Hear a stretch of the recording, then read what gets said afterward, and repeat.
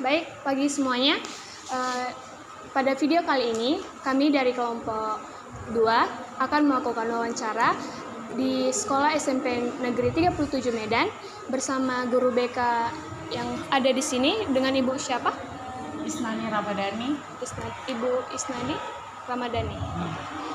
Sebelumnya terima kasih Bu atas kesempatannya untuk bisa hadir di sini dan mau mengasih waktu untuk menjawab pertanyaan dari kami. Kami dari Prodi Pendidikan Kimia dengan matkul Filsafat Pendidikan. Oke. Jadi Bu, di sini kami akan menanyakan beberapa pertanyaan mengenai karakter siswa di SMP ini. Selaku Ibu guru BK di sini kan, Bu? Oke. Baik, Bu. Jadi menurut Ibu nih, bagaimana Ibu mendeskripsikan karakter umum siswa di sekolah ini? Kalau secara keseluruhan dari total siswa kita yang 600 lebih ya Mbak, kalau karakternya sebenarnya yang nggak dipungkiri semuanya masih perlu bimbingan, tapi semuanya itu meningkat gitu loh dibandingkan dia sesuai target lah. Ketika kita masuk ajaran baru, kita kan harus tahu target-target karakter mana yang akan kita kembangkan, semua guru-guru di sini, dan kami menerapkan itu di sekolah ini. Jadi kalau secara umum karakternya itu meningkat Mbak, baik dari sesuai dengan karakter profil pelajar Pancasila seperti itu. Apakah di sekolah ini ada tipe karakter siswa yang paling sering Anda temui? Tipe karakter siswa yang maksudnya yang gimana nih Mbak? Misalnya yang bandel atau susah dibilangin. Kalau di sebuah sekolah saya rasa nggak cuma di 37 aja, tapi di semua sekolah pasti ada siswa yang perlu dibina. Itu tadi yang saya bilang, semua karakter di sini kita sesuai dengan perkembangan peserta didik. Tapi ya beberapa ada yang mungkin di dalam perkembangannya dia mungkin agak salah arah nih gitu, agak ya mungkin melenceng dari aturan sekolah gitu. Jadi yang siswa-siswa seperti itu ya pasti ada, dan itulah kami melakukan pembinaan di sini. Jadi nggak cuma guru BK, tapi semua guru di sini. Oke, salah satu contoh bimbingan itu seperti apa ya Bu? Kalau bimbingan yang kami berikan dari sini itu ada layanan konseling individual, ada layanan klasikal, ada juga layanan kelompok. Jadi tergantung kebutuhannya. Jadi kami kan kalau di BK ini kami melakukan need assessment kebutuhan peserta didik. Di awal pembelajaran, di awal tahun ajar kami akan menyebarkan angket kebutuhannya dia.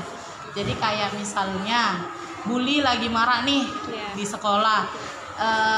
Walaupun di sekolah yang lain, karena kita ngikutin apanya kan Mbak, sosialisasinya. Tapi ternyata di sekolah kita amati, kita observasi mulai ada nih bibit-bibitnya yang di awalnya mungkin anak mengiranya itu bercanda, tapi ternyata sampai ada yang udah nggak mau sekolah karena selalu diganggu. Berarti kan itu sudah menunjukkan bibit-bibitnya.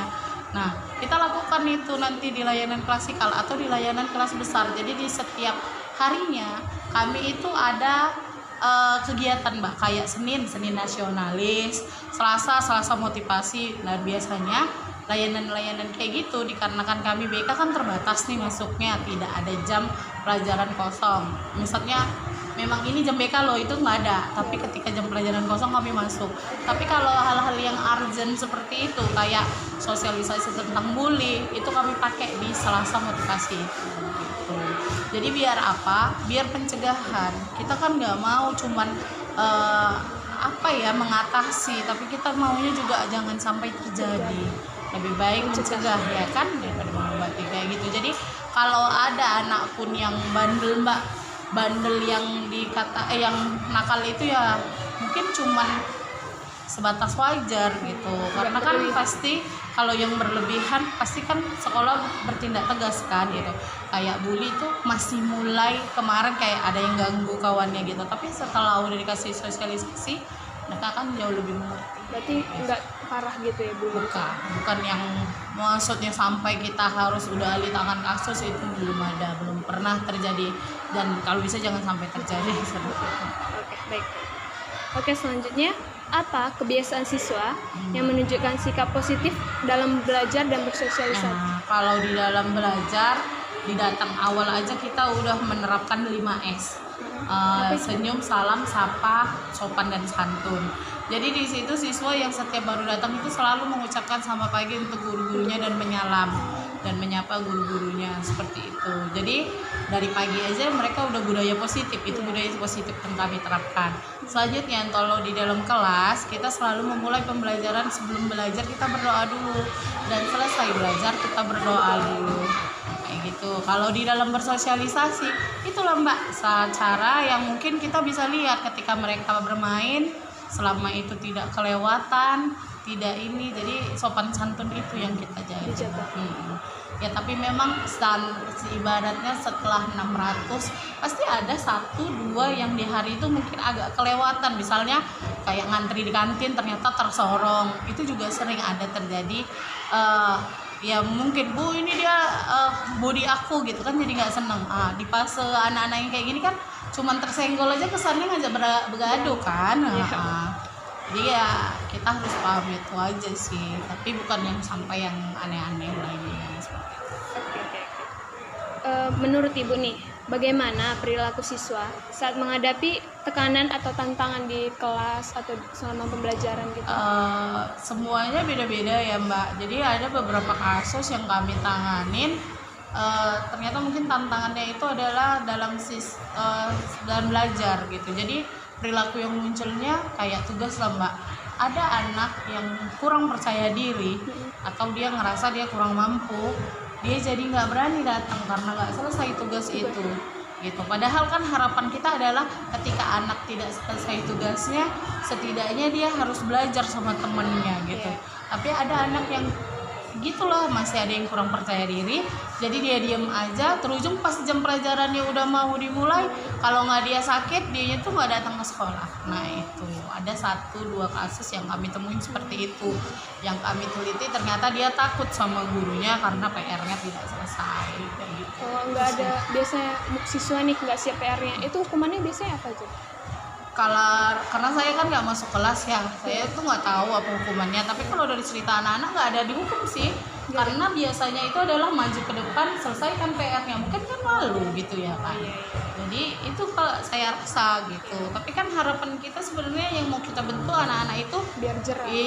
Iya mungkin gurunya menghukum itu dengan berjerah. Tapi kan harapannya rata-rata yang nggak selesai itu 1-2 itu yang malas. Tapi ada juga 1-2 yang ternyata memang nggak ngerti gitu loh. Tapi kan harapannya kan kita kalau sosialnya bagus pasti dia akan tanya sama kawannya kan gitu. Tapi masih ada yang kurang percaya diri gitu. Beberapa jadi kami di BK ini ya menyarankan bahwasannya tanya sama temen, jangan malu gitu. Karena kan kita nggak bisa dampingi di dalam kelas, kita cuma bisa ya di dalam ruangan ini kita ngasih motivasi, pembinaan kayak gitu. Oke, selanjutnya apakah ada pola perilaku yang menunjukkan siswa membutuhkan perhatian khusus? Perhatian khusus dalam arti siswa itu seperti yang apa? Seperti kurang kasih sayang gitu, misal di rumah kayak jadi caper di kelas. Pasti ada Mbak. Suka buat riuh gitu. Dan bahkan rata-rata percaya nggak percaya anak baik juga kadang coba untuk ngelakuin salah supaya biar dikenal sama gurunya.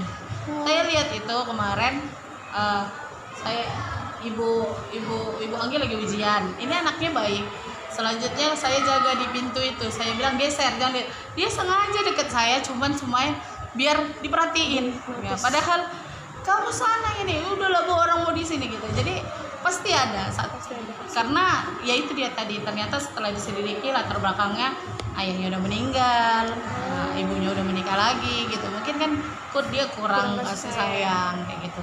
Dan itu kami nggak pernah menutup diri kami. Kalau memang ada siswa yang bahkan cuman kehilangan pulpen aja untuk cerita, itu kami nyediain, ya silakan datang lapor ke sini. Bu, saya dipukul ini. Setelah ya udah panggil orangnya, setelah diselidiki ternyata dia dulu yang mukul. Nah kan itu banyak anak-anak yang karena memang di fase mereka ini lagi ngomongin emosinya, ngomongin kasih sayangnya, mereka lagi egois kan.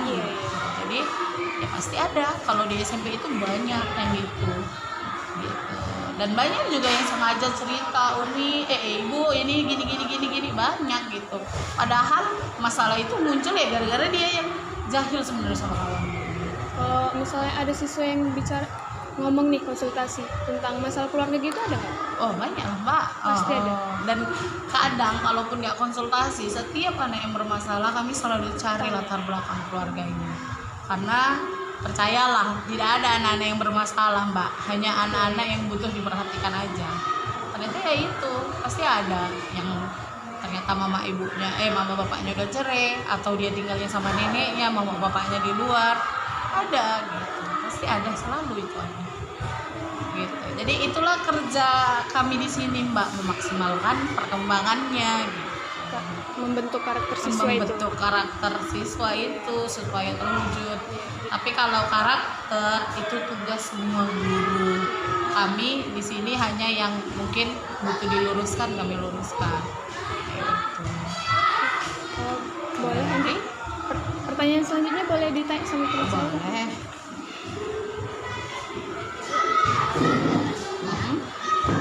Boleh. saya yang pertama itu, bagaimana Ibu mengidentifikasi minat dan bakat siswa? Kalau soal minat dan bakat kan Mbak, kita di sini kan udah kurikulum 2013, kurikulum Merdeka. Jadi kita itu semua guru, bukan cuman kami di BK, semua guru itu melakukan asesmen diagnostik. Jadi di situ sudah dapat nampak minat dan bakatnya. Makanya Bapak Kepala Sekolah kita di sini itu selalu membuka ekskul itu besar-besaran lah. Kan Bapak Kepala Sekolah baru ya di sini, baru 6 bulan.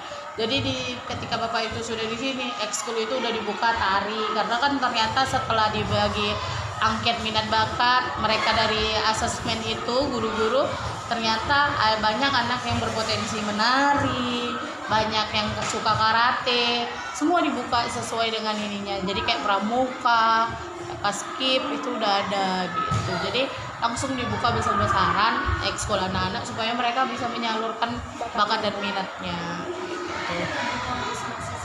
Gimana? Terbuka. Semua siswa, siapa aja boleh ikut kayak gitu. Itu ekskulnya wajib nggak? Enggak, kita nggak mau wajibin memaksa. ekskul, tapi ya sebagai anak yang mau masuk. Tapi aja. yang ekskul wajib itu cuma pramuka. Tapi pramuka pun kan ada yang inti, ada yang memang setiap kita 2 minggu sekali itu kita ada apel pramuka gitu. Bagaimana cara siswa di sini berinteraksi dengan teman-teman? Kalau saya lihat normalnya siswa sih Mbak. Jadi gini, di awal ketika kita orientasi, mereka akan mencari sekolah ketika anak baru nih ya, kelas 7. Mereka akan mencari interaksinya itu diawali dengan orang yang sealumninya, bekas SD dia dulu. Kalau nggak dapet, dicarilah sesuai misalnya kayak yang cewek, paling mulai ngobrol lah seperti itu. Tapi ketika di kelas 8, kelas 9 Mbak, itu biasanya di kelas 7 akhir lah itu udah membentuk tuh nanti sesuai dengan kesamaannya.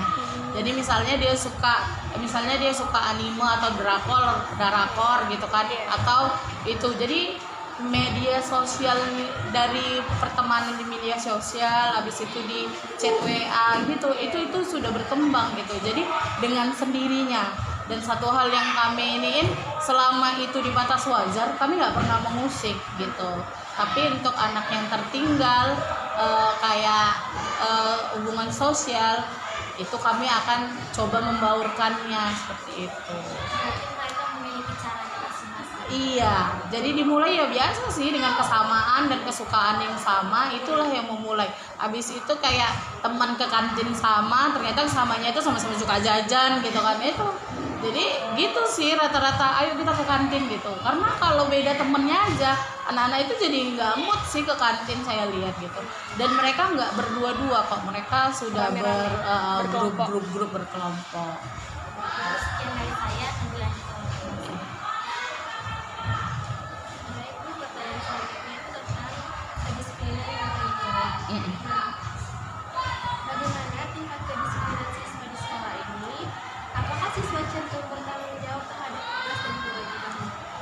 Kalau tugas dan kewajibannya mungkin kita bisa lihat kalau disiplin aja dulu lah ya.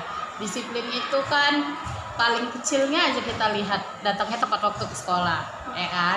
Kalau dibandingkan 600 siswa nggak sampai 60, berarti tidak ada 10% yang terlambat. Nggak sampai 60 setiap harinya. Paling banter 20 dari 600 saya rasa udah lumayan meningkat kan gitu. Dan orangnya itu kalau misalnya itu aja, kita itu dari BK langsung yang pertama konseling, kita nggak pernah lagi pakai sanksi ya Mbak, karena kan emang nggak dibolehin kan. Jadi kita konseling, kita cari tahu kayak mana ini yang salah orang tuanya apa anaknya, karena kan bisa jadi karena dia yang terlambat bangun atau memang karena ada sebagian ternyata orang tua. Kalau rumah rata-rata dekat sih Mbak, justru yang rumahnya dekat lah yang terlambat. Makanya kami seandainya dia terus nggak berubah juga, jadi kita terpaksa memanggil orang tuanya seperti itu. Supaya apa? Supaya tetap terkoordinasi, karena dari rumah kan pergi sekolah itu, gitu. Tentang tanggung jawab.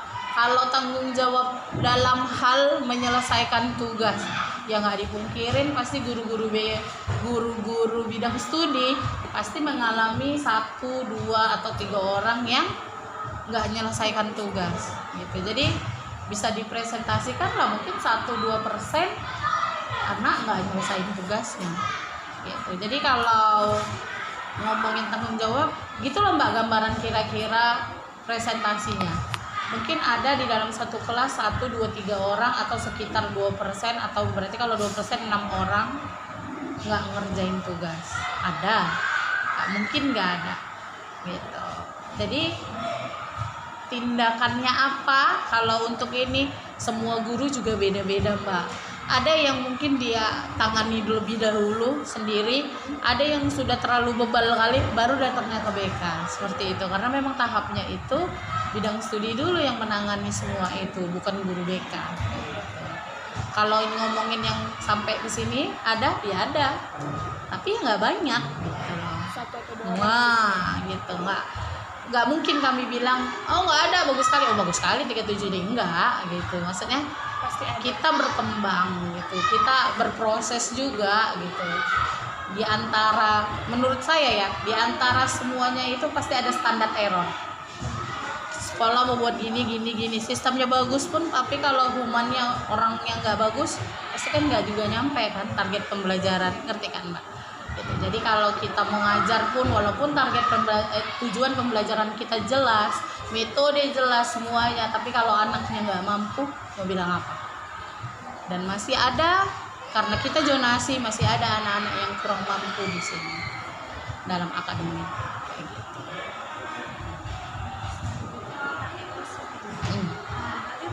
Bagaimana siswa biasanya mengekspresikan emosi mereka, baik itu positif maupun negatif? Kalau saya rasa emosi ini kan tentang pengendalian ya, pengendalian emosi. Kalau yang positif biasanya mungkin dengan prestasi gitu, dengan ikut lomba, ikut ekskul. Kadang ada anak yang mungkin untuk kali aku di rumah, aku ikut ekskul ada. Aku mau ikut lomba inilah karena memang dia punya bakat itu. Kayak anak kita beberapa ini ada yang udah menang karate juara 1 gitu kan.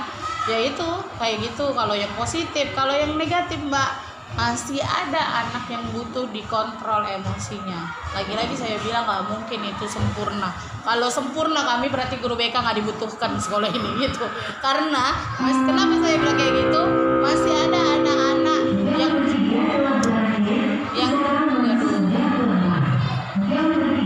nanti dipotong aja.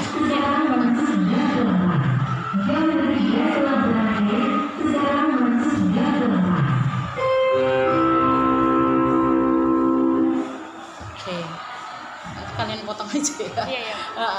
Jadi kalau dari sini emosi negatif tadi itu ya pasti ada, karena masih ada anak yang saya bilang tadi kayak di kantin tersenggol sedikit aja dia ngerasa dia nggak disukai, terus ada yang modelnya langsung pukul kan, apa kau seorang Kalau kasus berkelahi Mbak masih ada.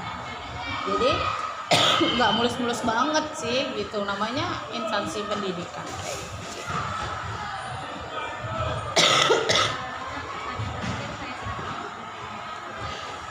Baik, saya akan melanjutkan pertanyaan selanjutnya.